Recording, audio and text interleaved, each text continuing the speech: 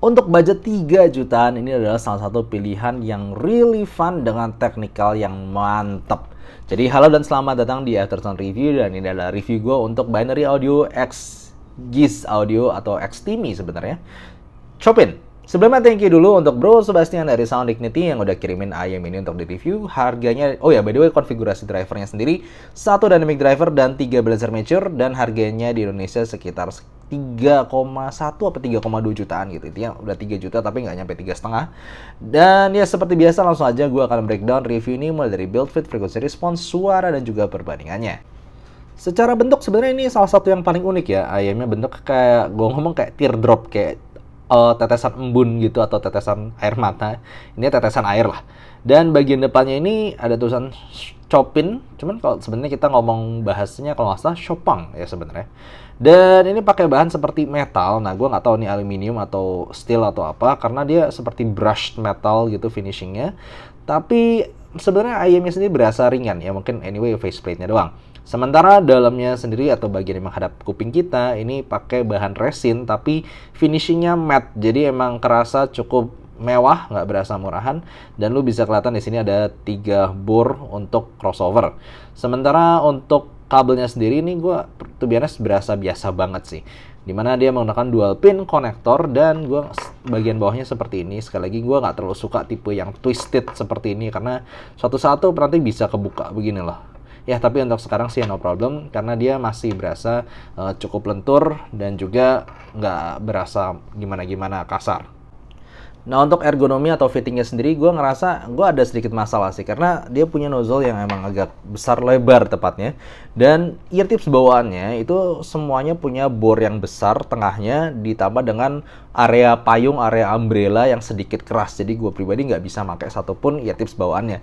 Jadi dalam testing gue lebih sering pakai Spinfit CP100, CP145, Spinfit W1 juga oke, atau di Hi-Fi ST35 ini yang simply dia lebih bisa memajukan area nozzle-nya, biar kuping gue sendiri kan liang dalamnya ini kecil, jadi nggak kepentok sama nozzle yang besar tadi. Tapi selain itu sebenarnya body dalamnya ini gue no problem, lebih ke nozzle size-nya aja. Nih kalau gue pakai sebenarnya emang kelihatan mungkin agak gede karena dia kayak teardropnya itu bagian bawahnya kan gede, tapi sebenarnya fittingnya enak loh. Gue pakai lama-lama sih no problem, gue nggak ada komplain sama sekali gue pakai berjam-jam. Nah, secara tuningan gue bisa mengkategorikan IM ini sebenarnya sebagai V-shape, di mana fokusnya itu di area bass tertentu antara mid to sub bass itu kayak ada tonjolan besar, lalu kemudian di area lower mid range-nya agak turun, tapi upper mid range to lower treble naik lagi. Dan tau nggak, ini mirip banget sama apa? Gue langsung waktu denger ini, sensasinya mirip satu IM yang gue suka nih. Mirip banget KKZ HBB Khan, dimana fokus area bassnya juga mirip, elevasi upper mid range to lower treble juga mirip, tapi sama-sama kelemahannya mungkin ke area kekopongan di area lower mid range yang bikin vokalnya kurang berbody dan a bit shouty mungkin untuk beberapa orang. Dan ya kalau lu suka KKZ HBB Khan, lu suka banget itu, lu pingin naik yang bener-bener searah, kan dulu rasanya nggak ada ya KKZ HBB Khan tonalnya mirip segini di budget tinggi. Akhirnya ini ada nih jawabannya, yaitu si Chopin ini. Bahas mulai bassnya sekali lagi, ini salah satu area yang langsung mengingatkan gue sama KKZ HBB Khan. Dia tuh punya bass yang sangat fokus di area kayak perbatasan mid bass to sub bass gitu. Jadi kalau lagunya ada gebukan bass di area segitu, wah ini bisa semi bass head. Gede, nampol, teksturnya berasa, jedukannya majunya itu juga dinamisnya mantap sekali. Cuman kalau misalnya lagunya nggak terlalu dalam, ada kan rekaman-rekaman yang lagu jadul yang emang nggak terlalu dalam, atau simply lagunya emang rekaman bassnya, kicknya itu nggak sampai dalam. Ini nggak terlalu berasa sebenarnya bass gedenya itu. Tapi kalau dalam, coy, this is good, this is nampol. Dan juga extensionnya dapat ya, benar-benar ngingetin dulu sama KKZ HBB Khan, tapi ini lebih rapih secara overall untuk recovery dari slamnya itu kayak jedeknya gitu, baliknya lagi dan stabilnya lagi itu udah lebih baik dan well controlled. Dan buat gua ini bisa cukup all rounder lo dengerin, karena clean bassnya, nggak melebar ke mid range dan nggak kerasa kayak lama-lama banget, nggak lingering bass gitu. Jadi ekornya nggak sampai lama-lama banget. Jadi kalau dengerin lagu pop itu tetap clean, lagu-lagu apapun juga clean. Cuman kayak spesialnya itu memang harus di lagu-lagu yang jedukan bassnya dalam. Nah, area mid range-nya ini juga seperti yang gue pernah bahas, kayak KJ Baby kan di tuning seperti itu untuk kayak dia counterbalancing bass-nya yang besar dan focused itu dia pengen tetap vokalnya clear. Nah, ini juga sama, cuman kelemahannya juga sama. Jadi ya gue bilang tadi ya, karena dia kayak focusing banget di area upper mid range to lower treble di atas sana, jadinya dia ada kopong. Ada kekosongan di area tengahnya itu loh, di area lower mid range to mid range-nya sendiri. Jadi dengerin suara-suara kayak Josh Groban ataupun Michael Bublé ataupun ya intinya vokal-vokal yang tebel lah ya, itu bakal agak kosong, agak ngarah ke tipis secara overall suara manusia. Dan begitu juga dengan piano dan gitar. Ada bagian-bagian oktav tengah itu yang kayak bobotnya kurang, bobotnya bukan bobot, kayak lebih maju di area oktav menengah ke atas, yang bikin lebih clear, cuman secara bobotnya lagi itu agak kurang. Tapi secara clarity ini bagus banget, jelas banget. Jadi setiap nada, setiap kata-kata, setiap petikan, setiap dentingan piano itu semuanya berasa jelas, clean and clear. Cuman memang tonalnya aja yang a bit skewed towards upper frequency. Nah, treble di sini memang lebih focusing di area kayak perbatasan upper mid to mid treble, jadi kayak lower treble-nya gitu loh. Jadi lu dengerin cymbal bakal tetap clear, dengerin flute, violin itu semua tetap bakal clear, jelas dan sedikit maju. Cuman secara upper treble kayak ujung treble-nya itu agak sedikit rolled off di bagian ujung-ujungnya, jadi nggak terlalu berasa sisa-sisa yang kayak ujungnya gitu, itu nggak terlalu berasa. Tapi selain itu ini jelas nggak dark, masih lumayan energik. Area treble, tapi itu treble bawah ya, sekali lagi bukan treble atas. Dan ini sekali lagi kayak counterbalancing mungkin area untuk bassnya yang besar dan mantap itu tetap berasa gemericik dan clear area treble. Jadi secara tuningan, yes, ini energik, ini fun, ini clear, ini jelas, ini impactful.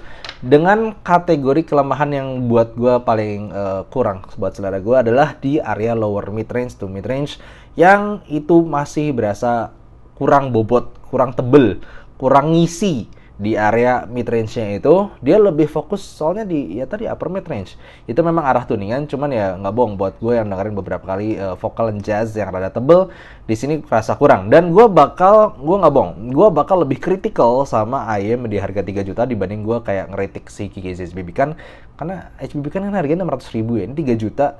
Buat gue beberapa IM lain di harga 3 jutaan itu tonalnya lebih balance overall di area mid range. Untuk technical tapi gue harus sangat puji ini IM. Kenapa? Gue bisa bilang dia sudah bisa bersaing dengan IM budget sekitar 5 jutaan. Sebutlah Moondrop Blessing 3, Shure S15, Theodio Hype 2. Lu nggak bakal berasa dari sini ke Moondrop Blessing 3, dari sini ke Theodio Hype 2, itu secara teknikal lu bakal ngerasa di level yang sama. Yes, sebagus itu lu dapetin clarity yang jelas, vocal bening, jelas, setiap nada-nada tuh resolusinya bagus, dan juga lu dapetin bass yang bisa megah, bisa kasih kesan 3D dan imaging yang juga bagus. Jadi basically secara teknikal buat gue ini unggul di harganya. Kalau misalnya dibandingkan kayak IM 3 jutaan kan sekarang ada kayak sebutlah Tanjim Oxygen, lalu bukan Tanjim Origin ya, gue belum nyoba. Lalu kemudian ada ya Theodio Elixir, lalu ada juga semacam ya Timeless, pokoknya 3 jutaan yang terkenal gitulah. Gue ngerasa ini salah satu atau bahkan yang simply gue bilang paling menonjol di harganya secara teknikal, really good. Nah, gue mau bandingin dulu sama IM salah satu yang favorit gue di sekitar 3 jutaan, yaitu Simcote EA1000. Simcote EA1000 punya bass yang lebih fokus di mid bass, jadi lebih ke punch-nya itu yang punya spesial. Cuman kalau secara kedalaman bass dan megahnya bass, gue nggak akan bohong, gue lebih suka Chopin ini atau Chopin ini. Lalu kemudian untuk mid range-nya, tapi mungkin lu sama-sama ngerasa bang sama-sama fokus di upper mid range. Yes, sama-sama gue nganggep rada tipis. Tapi karena Chopin ini dia punya fokus bass yang lebih ada dan tengahnya tuh kayak lebih patah gitu loh secara frekuensi. Jadi kesannya tengahnya lebih kopong. Kalau misalnya si EA1000 kan lebih landai gitu loh naik turunnya. Sini tuh kayak lebih ada patahan lalu baru naik lagi. Jadi gue nggak bohong, di beberapa lagu yang fokus upper mid ini berasa lebih shouty dan lebih lebih agresif di lower treble juga. Sedangkan di EA1000 secara vokal itu teksturnya lebih dapet dan lebih airy, lebih kayak lepas gitu secara tekstur vokal, yang gue rasa itu juga dari fan hole-nya, I don't know.